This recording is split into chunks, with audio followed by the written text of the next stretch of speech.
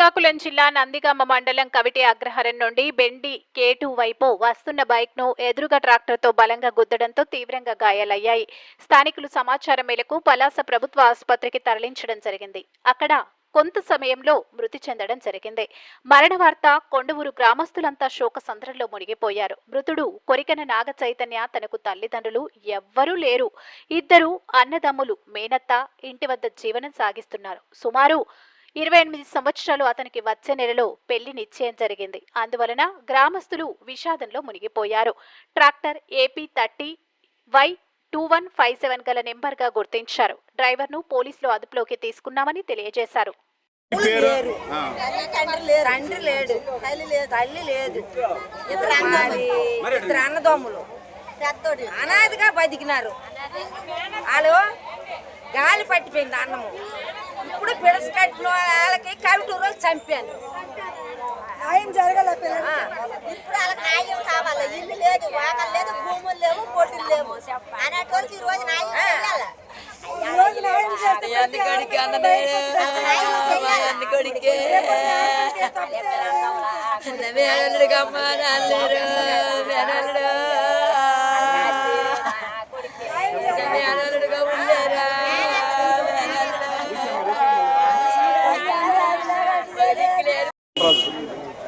కొండవూరు గ్రామానికి చెందినటువంటి కొరికన చైతన్య అనే అబ్బాయి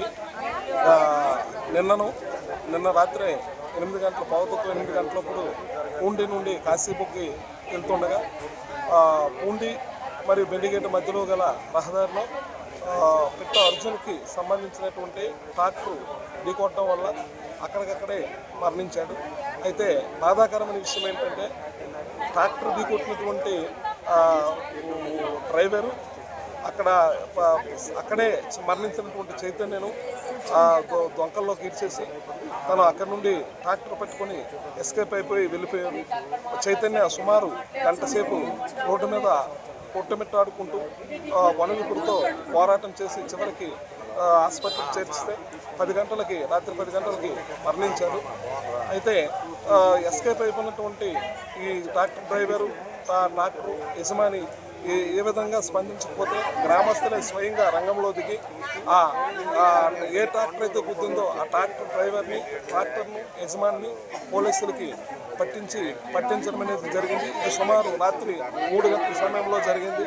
అయితే ఈరోజు అనగా ఆదివారం ఉదయం 10 గంటలకు పోలీసులు పిఎం చేసి పోస్ట్ మార్టం చేసి శవాన్ని కొండూరు గ్రామానికి అందించడానికి హామీ ఇచ్చారు. అయితే ఇదే సమయంలో పిట్ట అర్జున్ ఆ గ్రామానికి చెందినటువంటి కొంతమంది పెద్దలు వచ్చి జరిగిపోయింది, ఏదైనా ఉంటే మనం మాట్లాడుకుందామని చెప్పేసి కాలక్షేపం చేస్తూ సుమారు 1 గంట వరకు అక్కడే పోస్ట్ మార్టం చేయబడినటువంటి ఈ బాడీని ఉంచేసి వాళ్ళ మట్టుకు వాళ్ళు వెళ్ళిపోయి ఆల్రెడీ ఉద్దేశి యాక్సిడెంట్ చేశారు.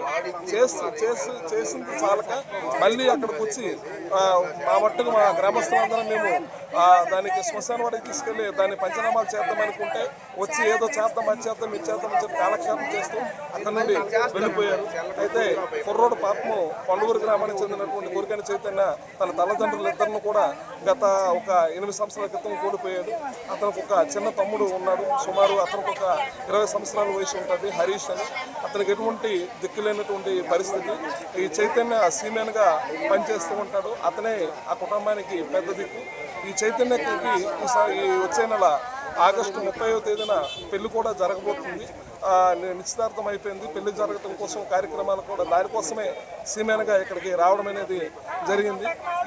దురదృష్టం కొద్ది ఇటువంటి సంఘటన జరిగింది. ఈరోజు గ్రామస్తులందరూ కూడా తల్లిదండ్రులు కోల్పోయి అనాదిగా మిగిలినటువంటి తల్లిదండ్రులే అన్నయ్యనే కోల్పోయి అనాదిగా మిగిలినటువంటి ఈ అబ్బాయిని న్యాయం చేయాలని చెప్పేసి కవిటూరు గ్రామంలో ధర్నా చేయడం జరుగుతుంది.